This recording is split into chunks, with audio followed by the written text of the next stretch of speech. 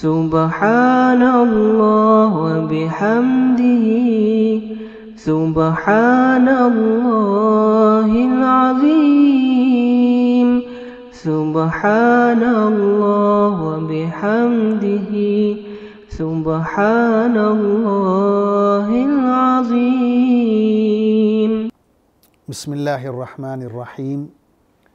الحمد للہ رب العالمین والصلاة والسلام علی اشرف المرسلین نبینا و سیدنا محمد وعلی آلہ و اصحابہ اجمعین۔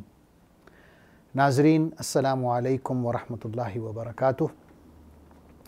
ہماری آج کی گفتگو کا موضوع ہے ماہ رجب کی فضیلت۔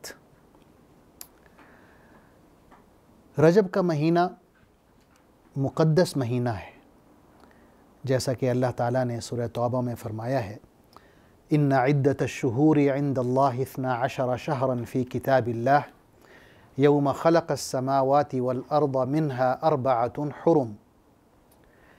اس کا مطلب یہ ہے کہ مہینوں کی گنتی اللہ کے نزدیک اس کی کتاب میں 12 کی ہے، اسی دن سے جب سے آسمان و زمین کو اللہ نے پیدا کیا ہے، اور ان 12 مہینوں میں 4 حرمت والے ہیں، مقدس ہیں۔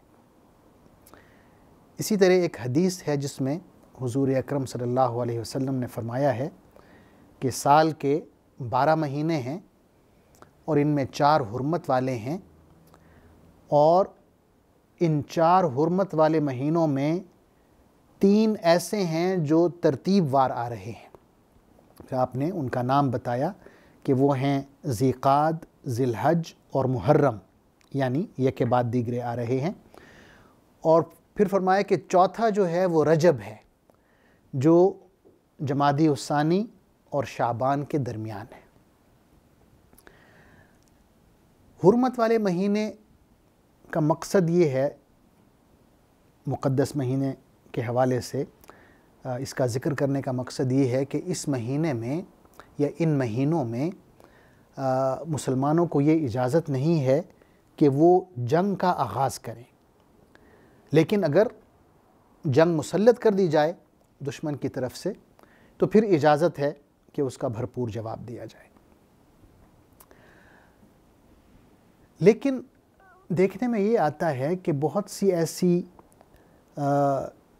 نئی باتیں ہیں جو لوگوں نے رجب کے مہینے میں کرنا شروع کر دی ہیں، جن کا نہ قرآن مجید میں ذکر ہے نہ احادیث میں ذکر ہے۔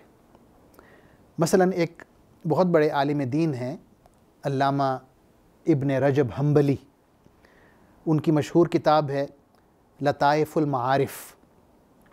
اس میں وہ لکھتے ہیں کہ لوگوں نے رجب کے مہینے میں خاص قسم کی نمازیں پڑھنا شروع کر دی ہیں جن کا احادیث میں کوئی ذکر نہیں ملتا، یا رجب میں خاص دنوں میں روزے رکھنے لگ جاتے ہیں، اس کا بھی کسی حدیث میں ذکر نہیں ہے۔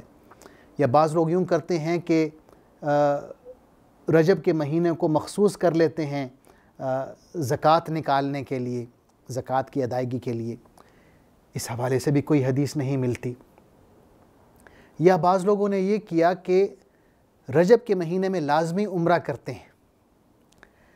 اس حوالے سے ایک حدیث ملتی ہے، صحیح بخاری میں آتا ہے کہ حضرت عبداللہ بن عمر رضی اللہ عنہ نے ایک دفعہ یوں فرمایا کہ حضور اکرم صلی اللہ علیہ وسلم نے رجب کے مہینے میں عمرہ ادا کیا۔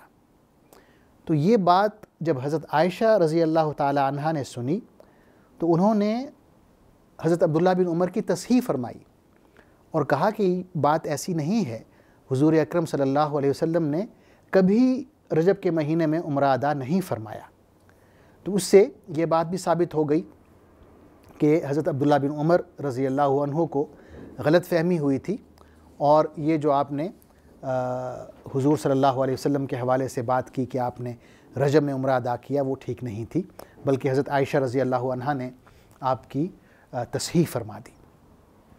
اسی طرح علامہ ابن حجر عسقلانی رحمۃ اللہ علیہ لکھتے ہیں کہ رجب کے مہینے میں روزے رکھنے یا رجب کے کسی خاص دن کو روزہ رکھنے یا ماہ رجب کی کسی مخصوص رات کو جاگ کر عبادت کرنے کے حوالے سے کوئی صحیح حدیث موجود نہیں ہے۔ ماہ رجب میں شب معراج کے حوالے سے بھی بات ہو جائے۔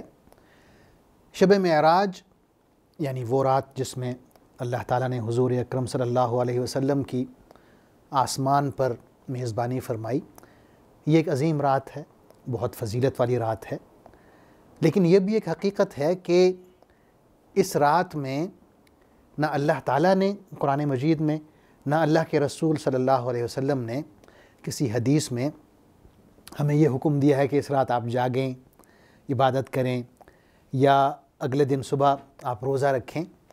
تو ایسا حکم نہ ہمیں قرآن مجید میں ملتا ہے نہ حدیث میں ملتا ہے۔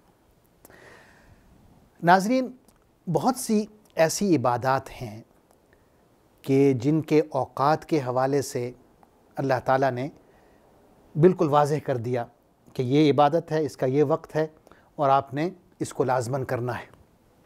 جیسے 5 وقت نماز ہے، اللہ تعالیٰ نے فرما دیا ان الصلاۃ کانت علی المؤمنین کتابا موقوتا، کہ یہ جو نماز ہے اللہ تعالیٰ نے مومنوں پر معین اوقات میں فرض کی ہے، یعنی واضح عبادت ہے۔ بعض عبادات ایسی ہیں کہ بہت فضیلت والی ہیں، لیکن اللہ نے اس کے وقت کا تعین نہیں فرمایا، بلکہ ان عبادات کے جو اوقات ہیں انہیں پوشیدہ رکھا ہے تاکہ ہم خود کوشش کریں، جد و جہد کر کے ان عبادات کو پائیں اور اس کی جو فضیلت ہے وہ حاصل کریں۔ جیسے لیلۃ القدر ہے، لیلۃ القدر کا علم اللہ نے ہم سے پوشیدہ رکھا ہے، بس اتنا بتا دیا کہ رمضان المبارک کے آخری عشرے میں جو طاق راتیں ہیں ان میں سے کوئی ایک رات ہے لیلۃ القدر۔ اب آپ نے اسے ڈھونڈنا ہے، اس کے لیے محنت کرنی ہے، تو یہ اللہ کی حکمت ہے اس میں کوئی۔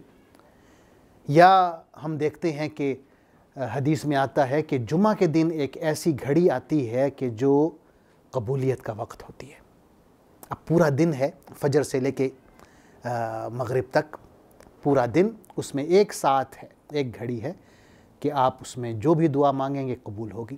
تو اب آپ نے وہ گھڑی کو تلاش کرنا ہے، اس وقت کو تلاش کرنا ہے، محنت کرنی ہے تاکہ آپ وہ وقت پا لیں جو قبولیت کا ہے، اور اس میں دعا کرتے ہوئے آپ کی جو دعا ہے اسے شرف قبولیت حاصل ہو۔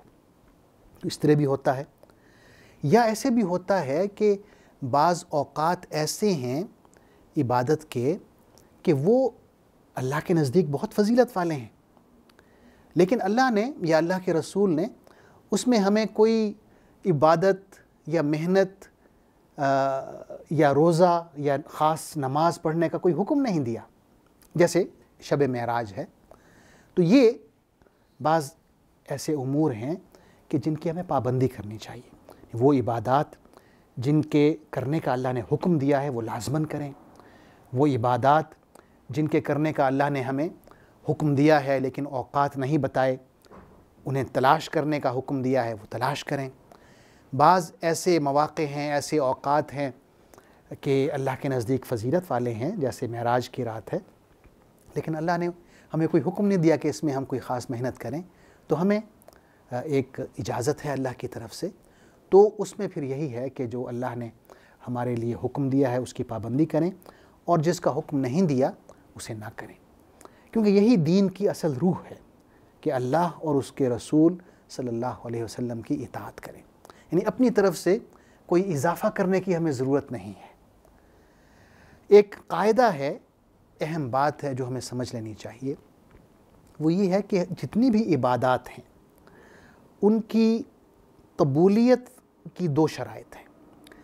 پہلی شرط یہ ہے کہ خلوص نیت ہو، یعنی ہم جو بھی عمل کریں وہ اللہ کے لیے خالص ہو، صرف اور صرف اس کی رضا کے لیے کریں، اس کی خوشنودی کے لیے کریں، اس میں کوئی دکھلاوے کا عنصر شامل نہ ہو۔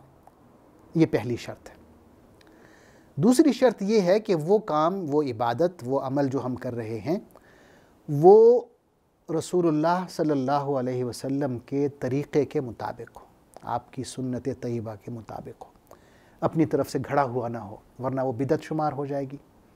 اور حضور اکرم صلی اللہ علیہ وسلم نے فرمایا ہے من عمل عملا لیس علیہ امرنا فہو رد، کہ جو شخص بھی کوئی ایسا کام کرے گا جو ہمارے حکم کے مطابق نہیں ہے، ہمارے طریقے کے مطابق نہیں ہے، تو اسے رد کر دیا جائے گا۔ تو ہمیں ایسے عمل سے بچنا چاہیے جس کا نہ اللہ نے حکم دیا ہے، نہ اللہ کے رسول نے حکم دیا ہے۔ اور یہی دین کی روح ہے کہ حضور اکرم صلی اللہ علیہ وسلم کے نقش قدم پر چلیں۔ علامہ اقبال رحمۃ اللہ علیہ نے کیا خوب فرمایا ہے، اور آپ کے اس شعر سے میں اپنی بات ختم کرتا ہوں۔ آپ فرماتے ہیں بمصطفیٰ برساں خیش را کہ دیں ہم اوست، اگر بہو نہ رسیدی تمام بولا حبیست۔ بہت بہت شکریہ، والسلام علیکم ورحمۃ اللہ وبرکاتہ۔